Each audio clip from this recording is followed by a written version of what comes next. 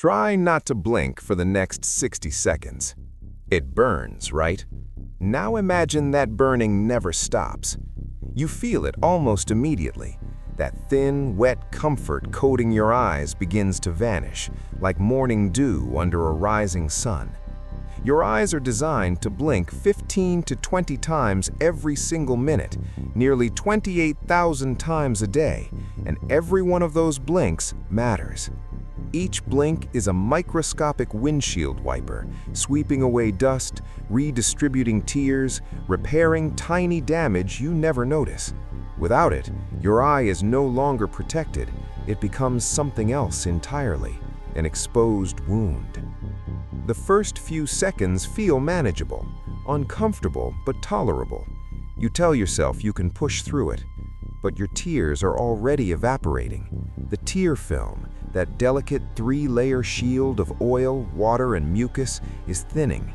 As it breaks apart, the surface of your eye, the cornea, begins to dry. Nerve endings that are normally cushioned and calm start firing warning signals. A sharp stinging sensation crawls across your vision. By the end of the first minute, your eyes are screaming at you. The stinging has become a burn. You feel heat, pressure, an urge so powerful it borders on panic. Your brain is begging you to blink, because blinking is survival. But you don't. You can't. And the damage continues. Minutes stretch on. With every passing second, microscopic cracks form on the cornea. The smooth, glass-like surface that bends light perfectly is becoming rough, uneven, damaged. Your vision starts to blur, not because your brain is failing, but because your eyes are physically breaking down. Light feels harsher now. Even a dim room feels painfully bright. This is photophobia, and it's only the beginning. Around 30 minutes in, the whites of your eyes turn angry red.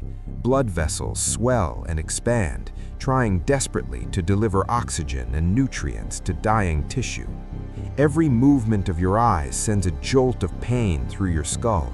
It feels like your eyelids are coated in sandpaper, scraping against raw flesh every time you glance left or right. But there is no relief, no blink, no reset. Your eyes are supposed to be one of the fastest healing surfaces in your body, but healing requires moisture. It requires protection. Without blinking, the cells on the surface of your cornea are exposed directly to air. They begin to shrivel, then they begin to die. 12 hours pass. By now, the pain is excruciating. This isn't discomfort anymore. This is agony. It feels like someone is grinding fine sand into your eyes and then pouring acid on top. The corneal cells are undergoing apoptosis, programmed cell death.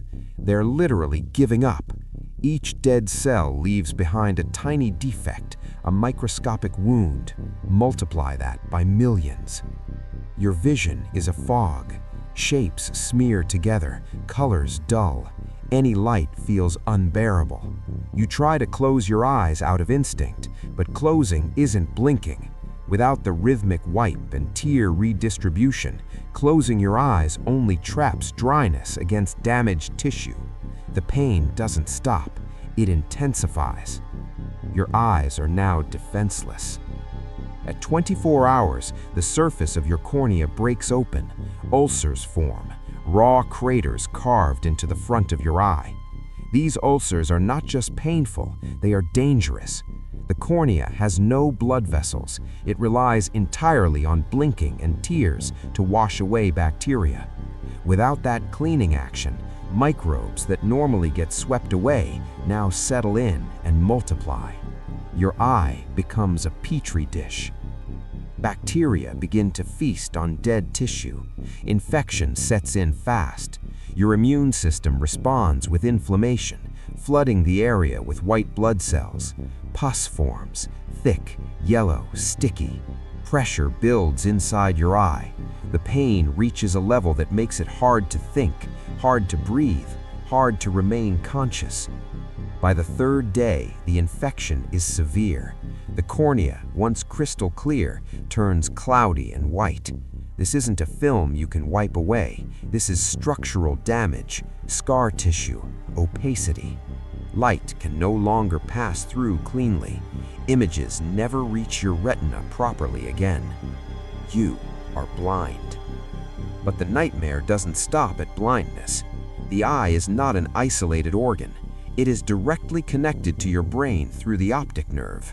The infection can travel inward, crawling along that nerve like a fuse burning toward a bomb. If it reaches the brain, it can trigger meningitis, swelling, fever, confusion, seizures. Death is now a real possibility, all because you never blinked. This isn't hypothetical horror. There are people born unable to blink. People with Mobius syndrome live this reality every day. Their facial nerves don't function normally. Their eyelids don't close on their own. To survive, they rely on constant medical care, artificial tears, ointments, protective goggles, even surgical interventions to help their eyelids close. Without these measures, blindness would be inevitable. Blinking feels trivial, automatic, meaningless, until it's gone. Every blink is a quiet act of maintenance, a microscopic repair cycle, a reminder that survival isn't just about hearts beating and lungs breathing. Sometimes it's about the smallest reflexes, repeating thousands of times a day without thanks or attention. You blink and your eyes heal. You blink and your vision stays clear. You blink and your brain stays safe from infection. So the next time your eyes feel dry or tired or irritated, remember this. That simple reflex you never think about is standing between you and unimaginable pain, between sight and darkness, between health and catastrophe. A world where you never blink is a world where agony is constant, vision is fragile, and survival depends on a single, silent motion you perform without even knowing it.